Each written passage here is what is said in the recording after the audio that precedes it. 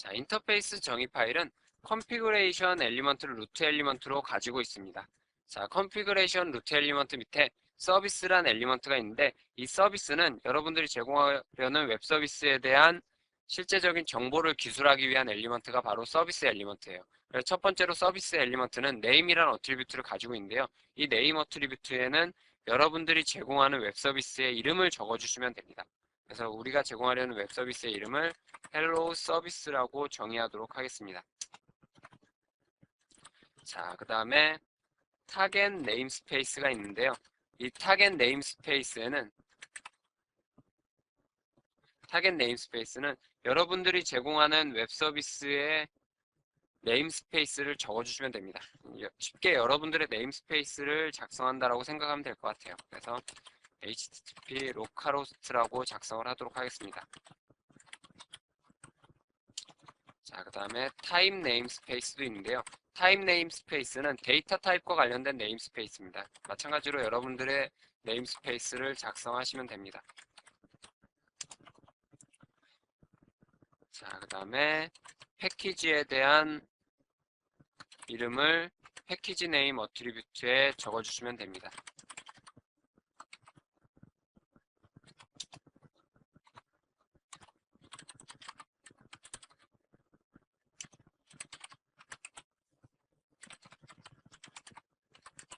자, 이 서비스 엘리먼트 하위에는 인터페이스 엘리먼트를 작성하게 되는데요. 이 인터페이스 엘리먼트는 인터페이스 파일에 대한 정보를 기술하기 위한 엘리먼트입니다. 그래서 인터페이스 엘리먼트의 네임 어트리뷰트에다가 패키지명과 함께 인터페이스 여러분들이 제공하는 웹 서비스의 인터페이스 이름을 적어주시면 돼요. 패키지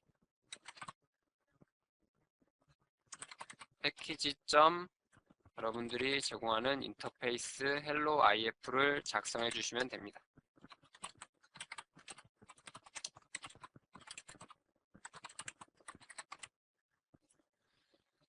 자, 그래서 이제 여러분들이 그 자동으로 WSL 파일과 매핑 파일을 생성하기 위한 인터페이스 정의 파일을 작성했습니다.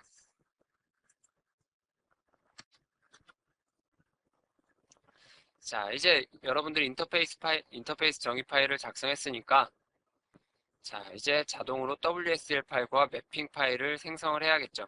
자, 이 WSL 파일은 우선 어떤 파일이냐면 웹 서비스에 대한 기본 정보가 기술된 파일이에요. 그리고 한 가지 특이한 게 이제 매핑 파일이란 게 있는데요. 이 매핑 파일은 자바에서 제공하는 인터페이스와 WSDL 파일에서 제공하는 데이터 타입 간의 매핑 관계를 기술하기 위한 파일이 바로 매핑 파일입니다. 그래서 이 WSDL 파일과 매핑 파일은 WS 컴파일이라는 툴을 이용해서 여러분들이 직접 생성을 하실 수 있어요. 이 WS 컴파일 툴은 JAX RPC 디렉토리에 보면 빈 디렉토리가 있는데 그곳에서 제공하고 있는 WSDL 생성 툴입니다. 그래서 WS 컴파일 툴을 이용해서 여러분들이 자동으로 WSDL 파일과 매핑 파일을 생성하실 수가 있어요. 자, 우리가 방금 전에 작성한 인터페이스 정의 파일을 저장을 하도록 하겠습니다. 자, 인터페이스 정의 파일은 우리가 src 디렉토리 상위 디렉토리에다가 저장을 하도록 할게요. config interface.xml로 저장을 하도록 하겠습니다. 자, 그러면 우리가 인터페이스 정의 파일도 작성을 했고요. 소스 파일도 작성해서 소스 파일을 컴파일해서 클래스 파일까지를 생성했습니다. 자, 그럼 ws 컴파일이라는 툴을 이용해서 우리가 WSDL 파일과 매핑 파일을 생성해 보도록 하죠.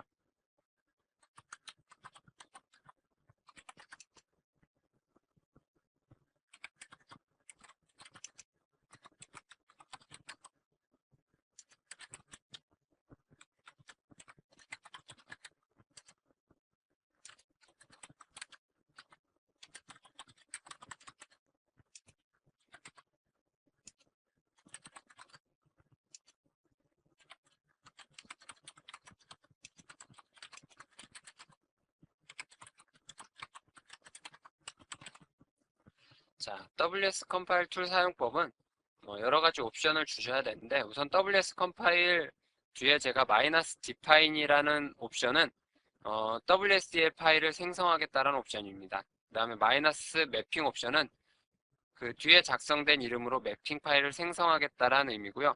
그리고 마이너스 D 옵션은 WSDL 파일을 어느 디렉토리에 생성할지를 지정하기 위한 옵션입니다. 그리고 마이너스 클래스 패스는 우리가 작성한 그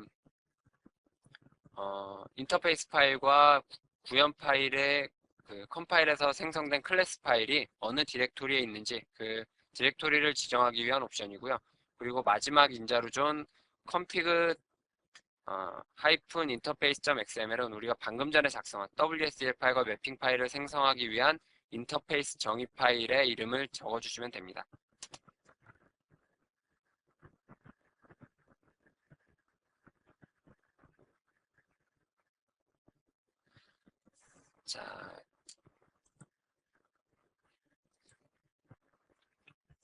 툴을 돌리니까 두 개의 파일이 생성됐어요. hello service.wsdl 파일과 mapping.xml이란 파일이 생성이 됐습니다. 자, 한번 열어볼까요?